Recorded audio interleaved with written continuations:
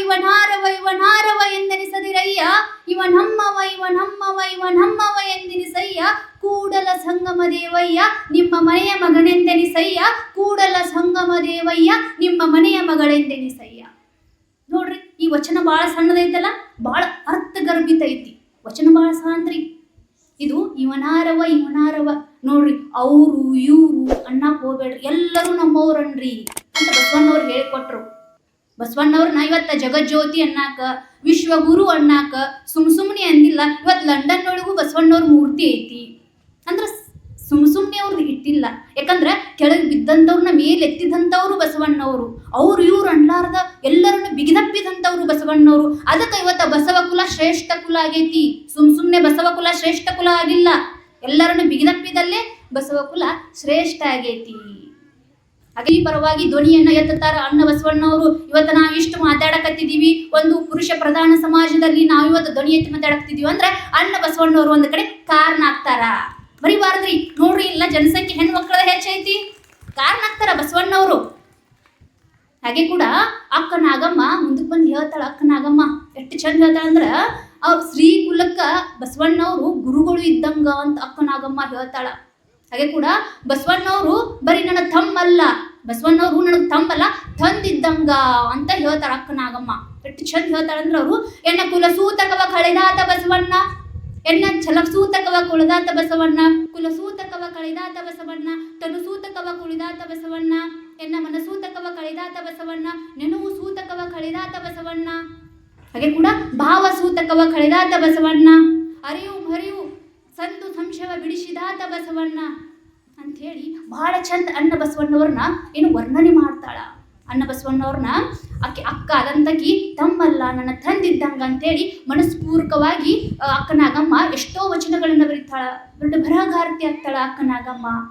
ಹಾಗೆ ಕೂಡ ಬಸವಣ್ಣವ್ರದ್ದು ಎಂಥ ದೊಡ್ಡ ಮನಸ್ಥಿತಿ ಇತ್ತು ಅನ್ನೋಕ ನಿಮಗೆ ಇವತ್ತ ಒಂದು ಉದಾಹರಣೆಗಳನ್ನ ಕೊಟ್ಟು, ಅವ್ರ ಕಥೆಗಳನ್ನ ಕೊಟ್ಟು ನಾ ಇವತ್ತ ಹೇಳ್ತೀನಿ. ಹಾಗೆ ಕೂಡ ಒಂದು ಮಹಾಮನೆಯಲ್ಲಿ ನಿಮಗೆಲ್ಲ ದನಗಳನ್ನು ಕಳ್ಳು ಮಾಡ್ಕೊಂಡು ಹೋಗಿದ್ದೆಲ್ಲ ನಿಮಗೆಲ್ಲ ಗೊತ್ತಿರಬಹುದು. ಒಂದು ಮಹಾಮನೆಯಲ್ಲಿ ದಿನನಿತ್ಯ ಅನ್ನ ಪ್ರಸಾದ ನಡೀತಿರ್ತೈತಿ. ಎಲ್ಲರೂ ಸಾವಿರಾರು ಜನಕ್ಕೆ ಅನ್ನ ಪ್ರಸಾದ ಹಾಕ್ತಿರ್ತಾರ ಬಸವಣ್ಣವರು. ಹಾಗೆ ಕೂಡ ಒಂದು ಹಾಲು ಹೈನ ಮಜ್ಜಿಗೆ ಏನು ಕಮ್ಮಿ ಇರಂಗಿಲ್ಲ ಮಹಾಮನೆಯಲ್ಲಿ. ಅಂತ ದಾಸೋಹಿಗಳು ಆಗಿದ್ರು ಅಣ್ಣ ಬಸವಣ್ಣವರು. ಹಿಂಗೆ ಕೂಡ ಒಂದಿನ ಏನಾಗುತ್ತ, ಬಸವಣ್ಣ ವಿರುದ್ಧ ಹುನ್ನಾರ ಮಾಡ್ತಾರ. ಬಸವಣ್ಣವ್ರನ್ನ ಹೆಂಗಾರು ತಲೆ ತಗ್ಗಿಸಬೇಕು, ಹೆಂಗಾರು ಅವ್ರು ಅವಮಾನ ಮಾಡಬೇಕು ಅಂತ ಹೇಳಿ ಏನ್ ಮಾಡ್ತಾರ, ಅವ್ರವ್ರ ಒಂದು ಸಂಘಟನೆಗಳನ್ನ ಕಟ್ಕೊಂಡು ಏನ್ ಮಾಡ್ತಾರ, ಹಿಂಗ ಶರಣ ರಾಮಣ್ಣ ದನಗಾಯಿಗಳು ಇರ್ತಾರ, ಏನು ನೂರಾರು ಆಕಳು ಕರುಗಳು ಇರ್ತಾವ, ಅವುಗಳನ್ನು ಹೊಡ್ಕೊಂಡು ಏನ್ ಮಾಡ್ತಾರ, ತಪ್ಪಲುಗಾಡುಗಳಲ್ಲಿ ಹೋಗಿರ್ತಾರ. ಹೆಂಗಾರು ಮಾಡಿ ದಾಸೋಹಕ್ಕೆ ಧಕ್ಕೆ ತರಬೇಕು, ಹಾಲು ಏನಕ್ಕೆ ಕಮ್ಮಿ ಮಾಡಬೇಕು, ಏನೋ ಒಂದು ಮಾಡಿ ಬಸವಣ್ಣವರನ್ನ ಏನ್ ಮಾಡ್ಬೇಕು, ಅವಮಾನ ಮಾಡ್ಬೇಕು ಅಂತ ಹೇಳಿ ಏನ್ ಮಾಡ್ತಾರ, ಒಂದು ಹುನ್ನಾರವನ್ನ ಓಡ್ತಾರ. ಹಿಂಗ ಏನ್ ಮಾಡ್ತಾರ, ಅಷ್ಟು ಆಕಳು ಕರುಗಳನ್ನ ಹೊಡ್ಕೊಂಡ ಶರಣ ರಾಮಣ್ಣ ಏನ್ ಮಾಡ್ತಾರ, ದನಗಾಯಿಗಳ ಜೋಡಿ ಗುಡ್ಡುಗಾಲು ತಪ್ಪಲುಗಳಲ್ಲಿ ಹೋಗಿರ್ತಾರ. ಹೋದಾಗ ಏನ್ ಮಾಡ್ತಾರ, ಇವು ಜಂಗಮರ ವೇಷ ಹಾಕೊಂಡ್ ಬಂದಿರ್ತಾರ.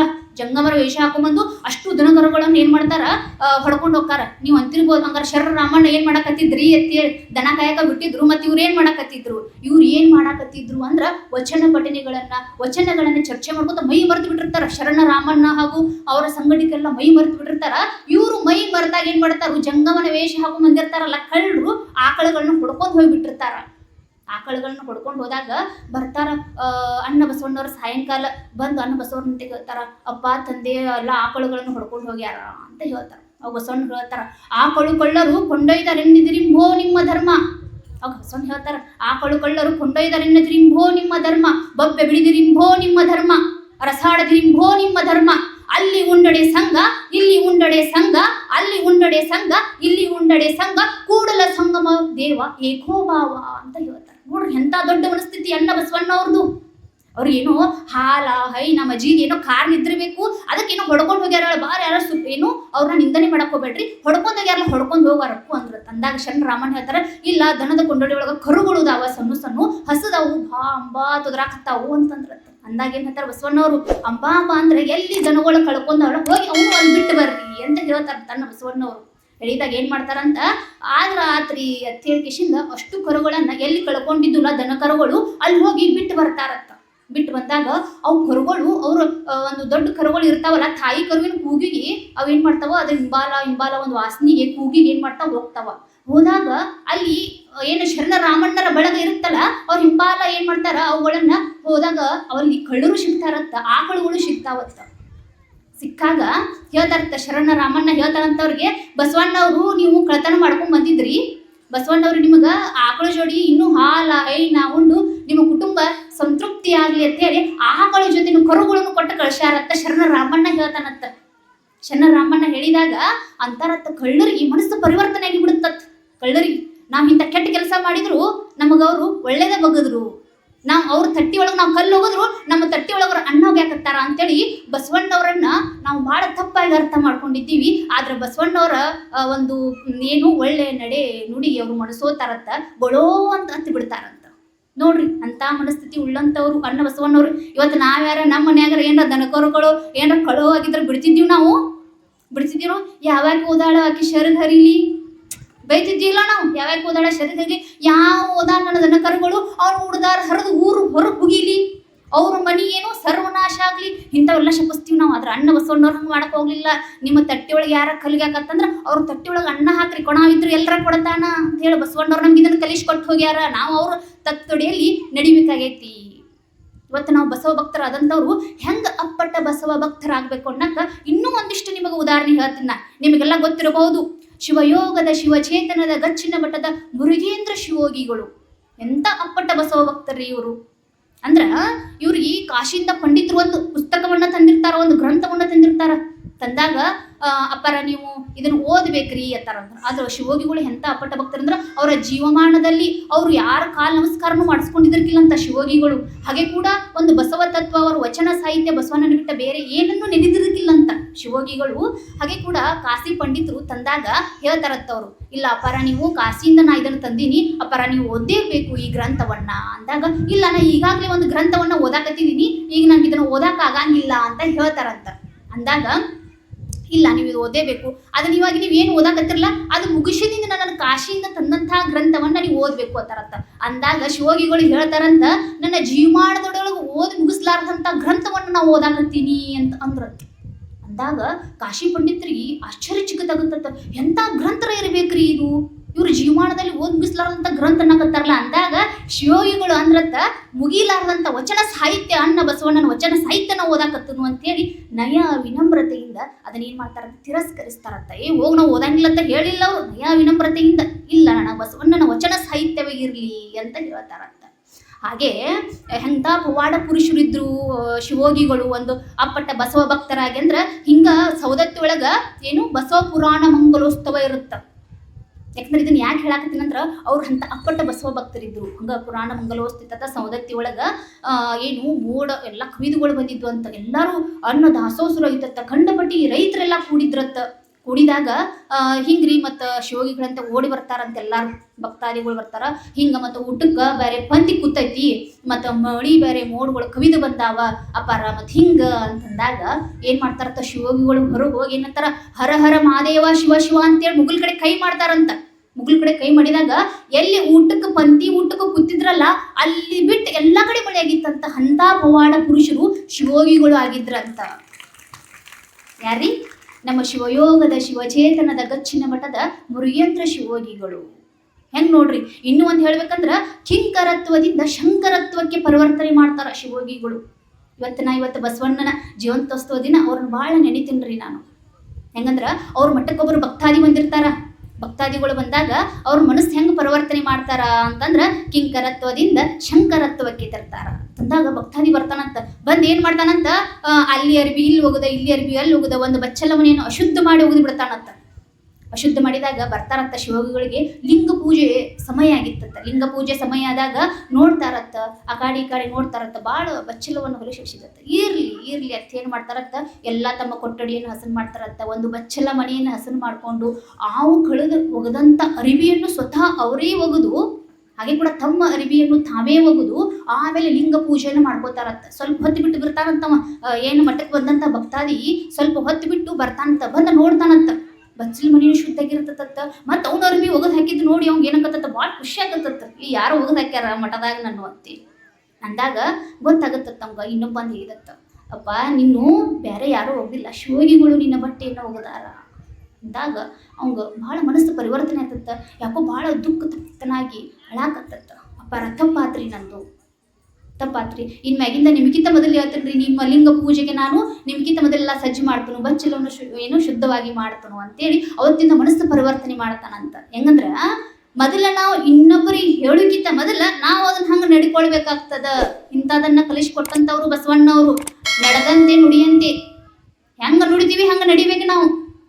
ಹಂಗ ಇನ್ನೊಬ್ರು ನಾವು ಏನೋ ಹೇಳಾಕತ್ತೀವಿ ಅಂದ್ರೆ ಮೊದಲು ನಾವು ಅದನ್ನ ಪಾಲನೆ ಮಾಡಬೇಕು. ಏನೋ ಕಿಂಕರತ್ವದಿಂದ ಶಂಕರತ್ವಕ್ಕೆ ಶಿವೋಗಿಗಳು ಪರಿವರ್ತನೆ ಮಾಡ್ತಾರ. ಇದನ್ನೆಲ್ಲ ಬಹಳ ನೆನಪಿಡ್ಬೇಕಾಗ್ತದ. ಹಾಗೆ ಕೂಡ ಮುಂದಕ್ಕೆ ಏನಂದ್ರೆ ಹಿಂಗ ನಾವೊಂದು ಪುರಾಣ ಪ್ರವಚನ ಹಿಂಗ ಅಲ್ಲಿ ಇಲ್ಲಿನ ತುಂಬಾ ಕಾರ್ಯಕ್ರಮಗಳಿಗೆ ಹೋಗ್ತಾ ಇರ್ತೇನೆ. ಆಮೇಲೆ ಒಂದಿಷ್ಟು ಜನ ಹಿಂಗ ನಮ್ದು ಓಲೆ ಮಠದಾಗ ಒಂದು ಕಾರ್ಯಕ್ರಮನ ಹಾಕೊಂಡಿದ್ದೀವಿ ನಾವು. ಒಂದಿನ ಆದ್ರೂ ಭಾಳ ಜನ ಬರಲಿಲ್ಲ, 2 ದಿನ ಆದ್ರೂ ಬರಲಿಲ್ಲ.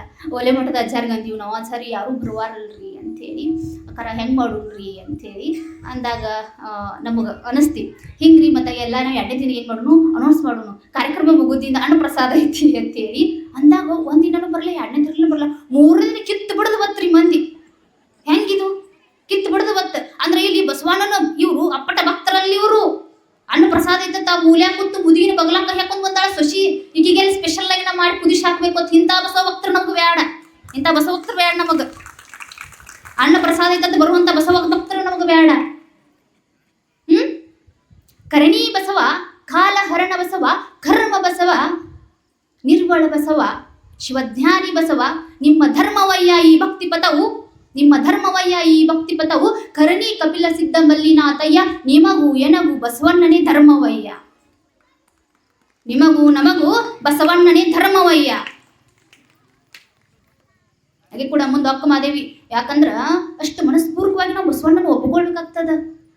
ಬಸವಣ್ಣ ಅಂದ್ರೆ ಬರೀ ಬಸವಣ್ಣ ಅಂದ್ರೆ ನಾವು ಶ್ರೇಷ್ಠ ಆಗಂಗಿಲ್ರಿ. ಎಲ್ಲರನ್ನು ಬಿಗಿದಪ್ಪಿಕೊಂಡಾಗ ಎಲ್ಲರೂ ನಮ್ಮವ್ರು ಅಂದಾಗ ನಾವು ಶ್ರೇಷ್ಠರಾಗ್ತೀವಿ. ಈಗ ನಾ ಯಡೂರಿಂದ ಬರ್ಬೇಕಾದ್ರೆ ಫಸ್ಟ್ ಟೈಮ್ ರೀ ನಾವೆಲ್ಲ. ಇವತ್ತಂತ ಕೊಪ್ಪಳ ಜಿಲ್ಲೆ ಕುಗ್ನೂರ್ನಾಗ ಪ್ರವಚನ ಐತ್ರಿ ಅಂದ್ರೆ ನಾವು ಭಾಳ ದೂರ ಆಗತ್ರಿ. ಮಕ್ಕಳ ಮರಿ ಕಟ್ಕೊಂಡ ಬರೋದು ಭಾಳ ದೂರ ಆಕತ್ತಂದ್ರೆ ಯಡೂರು ನಂಗೆ ಸ್ವಲ್ಪ ಸಮೀಪ ಆಕತ್ತಂತೇಳಿ ಇವತ್ತು ನಾ ಇಲ್ಲಿ ಬಂದಿದ್ದೀನಿ. ಯಾಕಂದ್ರೆ ಇವತ್ತು ನಾನು ತುಂಬಾ ಪ್ರವಚನ ಗತಿ ಅಡ್ಡಾಡ್ತೇನೆ. ಯಾಕಂದ್ರೆ ಮಗಳು ಬಗಲಾ ಕಟ್ಕೊಂಡು ನಾನು ಬಸವ ತತ್ವ ಪ್ರಚಾರ ಆಗ್ಬೇಕಂತ ಹೇಳಿ ಮಕ್ಕಳು ಹತ್ರು ಕರೆದ್ರು. ನನ್ನ ಗಂಡನನ್ನು ಭಾಳ ರಂಭಿಸ್ಕೊಂಡು ಬರ್ರಿ ಹೋಗುನು ಬಸವ ತತ್ವ ಪ್ರಚಾರ ಮಾಡುನು ಅಂತ ಹೇಳಿ, ಅದೇನೋ ಅಂತಾರಲ್ಲ ಸತಿಪತಿಗಳು ಒಂದಾದ ಭಕ್ತಿ ಹಿತವಾಗಿಪ್ಪುವುದು ಶಿವಂಗೆ ಅಂತ ಹೇಳಿ ನಾನು ನನ್ನ ಗಂಡ ಮಕ್ಕಳು ಇದ್ರ ಹತ್ರ ಹಳ್ಳಿ ಮಾಡ್ರಿ ಬಸವಣ್ಣ ನಮ್ಗೆಲ್ಲರ ಕರ್ಮಿಸ್ತಾನ ಅಂತ ಬರ್ತೀವಿ.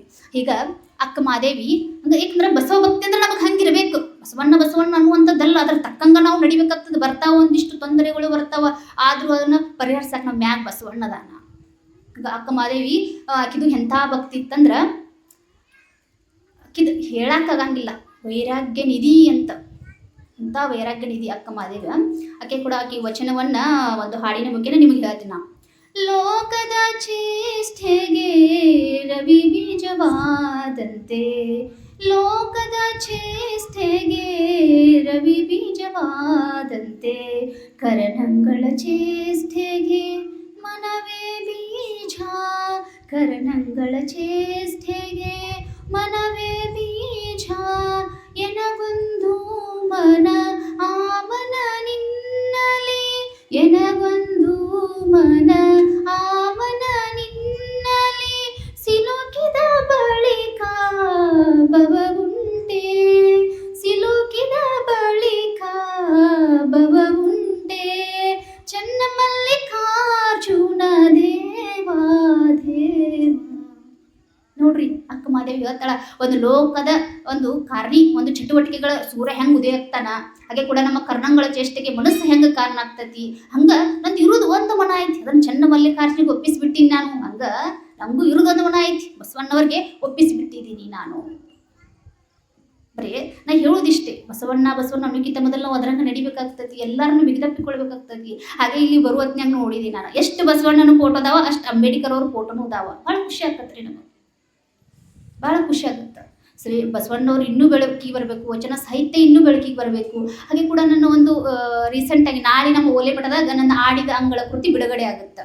ಆ ಒಂದು ಆಡಿದ ಅಂಗಳದಲ್ಲಿ ಅನುಭವದಿಂದ ಅನುಭವದ ಕಡೆ ಅಂತ ನನಗೆ ಅವಾಗವಾಗ ಅನಿಸಿದಾಗ ಒಂದಿಷ್ಟು ವಚನಗಳನ್ನು ಬರೆದಿದ್ದೀನಿ. ಆಮೇಲೆ ಒಂದಿಷ್ಟು ಬಸವಾದಿ ಶರಣರ ಬಗ್ಗೆ ಬರೆದಿದ್ದೀನಿ. ಅದನ್ನ ನಾಳೆ ನಮ್ಮೆಲ್ಲ ಪೂಜ್ಯರ ಒಂದು ಬೆಳಗದಲ್ಲಿ ಅದನ್ನ ಬಿಡುಗಡೆ ಮಾಡಬೇಕಂತ ಅನ್ಕೊಂಡಿದ್ದೀನಿ. ಹಾಗೆ ಕೂಡ ಇವತ್ತು ನಾ ಬರೆದಂಥ ಒಂದಿಷ್ಟು ವಚನಗಳನ್ನ ಒಂದೆರಡು ವಚನ ನಿಮ್ಮ ಮುಂದೆ ಹೇಳ್ಬೇಕಂತ. ನಾ ಅಷ್ಟೇನು ಬರೆಯಕ್ಕೆಲ್ಲ ಇರಲಿ, ನಮ್ದು ಈಗಿನವರು ನಾವು ಒಂದಿಷ್ಟು ಕೊಡುಗೆ ಕೊಡೋನು ಬಸವಾದಿ ಶರಣರಿಗೆ, ಇವತ್ತಿನ ಶರಣರಿಗೆ ಅಂತ ಒಂದೆರಡು ವಚನಗಳನ್ನು ಒತ್ತಿ ಹೇಳ್ತೀನಿ. ಬಸವನ ಮೆಚ್ಚಿ ಬಂದಡೆ ಎಲ್ಲರನ್ನು ಮೆಚ್ಚಿಸಲಿಕ್ಕೆ ಹೋಗಲಿಲ್ಲ. ಬಸವನ ಮೆಚ್ಚಿ ಬಂದಡೆ ಎಲ್ಲರನ್ನು ಮೆಚ್ಚಿಸಲಿಕ್ಕೆ ಹೋಗಲಿಲ್ಲ. ಆತ್ಮಸಾಕ್ಷಿಯ ವಿರುದ್ಧ ನಡೆಯಲಿಲ್ಲ.